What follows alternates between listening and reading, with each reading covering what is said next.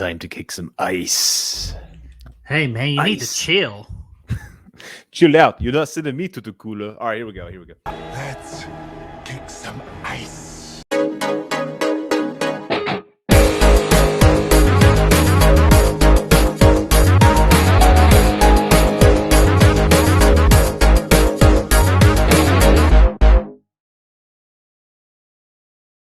Cool party. What's going on, guys and gals, and welcome to Good Real Hunting, where we hunt for the good and all the real so you don't have to. Today is going to be the biggest challenge in that journey yet. I'm Brad. That's the Brett man over there. If you want to see our last awesome videos, we're going to put a link for those over Brett's head. Those were actually all pretty decent. We're going to challenge ourselves quite a bit here today, but we're going to talk about what's awesome about freaking Batman and Robin. Oh, can I please go first? And by Yes. the way, I'm doing pretty good. I'm just chilling with my peeps.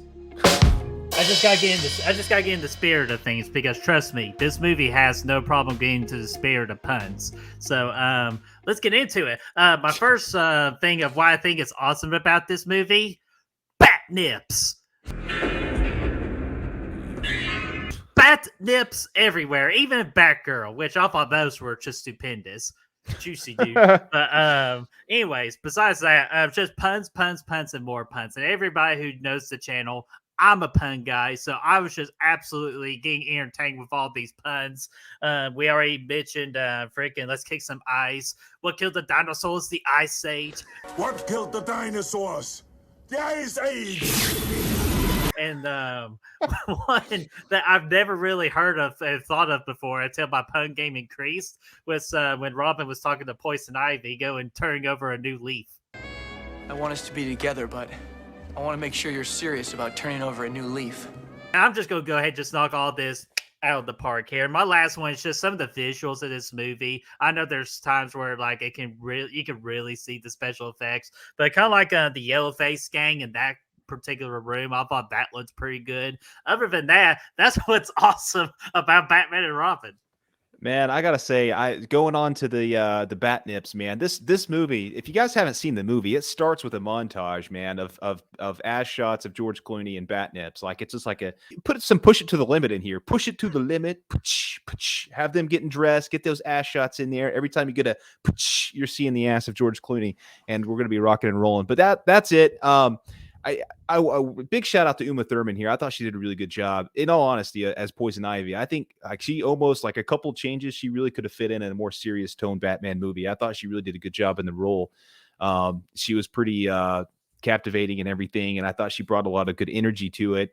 Pretty exciting. Obviously, she's got the venom, and she's got the stems and the buds, and you name it, she's got them all. She's out there rocking it out. I also really enjoyed Arnold Schwarzenegger in this thing. He got paid $25 million for the role of Iceman.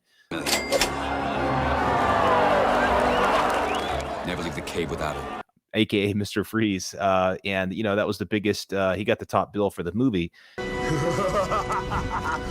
This movie crosses the threshold of being so bad it's good multiple times, and he's a big part of it, I think. And honestly, he brings a lot of energy here too as well. And A laundry service that delivers. Wow. And he does a good job. I like the part when he's like getting electrocuted and he falls into the water and he's like, oh, he's doing the Arnold scream and he falls back. So that was good. I like that. The look of Mr. Freeze I thought was cool. Like his suit, like it was apparently that thing took 4 hours to get into every day. They had an 11-person crew to get him all decked out to go make some stuff chill out. You are not sending me to the cooler. And just seeing him running around all excited to carry that gun and like freaking make Gotham turn into a freezing pile of frozen ice. I mean, he was genuinely excited in the role. So I thought that was a lot of fun. Man, like I don't know, like we gotta just take a shot every time we mention anything like ice related, like ice puns, because I'll tell you right now we've gone like to 15. Always winterize your pipes. Yeah, we'd be getting lit, man, for sure. Freeze in hell, Batman! I mean, I also, and along the lines of being so bad it's good, like, yes, it starts off with the ass montage. It also goes like in the opening 5 minutes of this movie, dude, we get them freaking surfing to Earth on doors from a spaceship. Like they just bust right out on the doors and they're they're sliding right into the atmosphere on these things, and they're like I'm talking Batman and Robin. Immediately after, Robin's chasing after Mr. Freeze. He gives the old freaking Call of Duty dive from Black Ops style. He's going all out, and he gets frozen in midair, and then Batman just picks him up and sets him into the cooler, like into the if water. He heated it with his laser beam.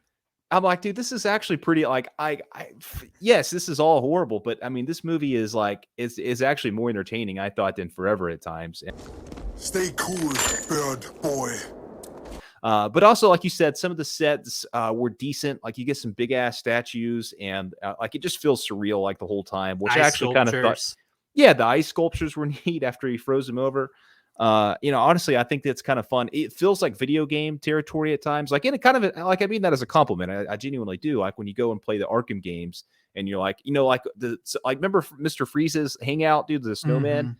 Yeah. Like it's like I could see that being in the Arkham video game, and he's got his little henchman Frosty in there. Frosty. And Arnold's still Arnold. He's still running around with cigars in his mouth and everything. I'm feeling hot. I find that unlikely.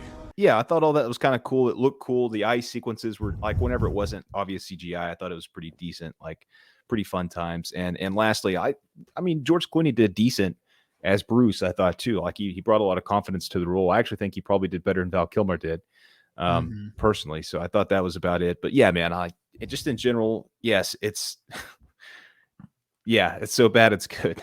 Hell yeah, man. So let's go ahead and rate this thing. I freaking I gave it a 1. Like it's still awesome, like from that kind of territory, but I just gave it a 1. Yeah, 1.5 for me, just because it has that entertainment value. Mm-hmm. So Brad, where's that going to take us? On the awesome scale, this is going to be as awesome as a weekend canoe trip with Burt Reynolds.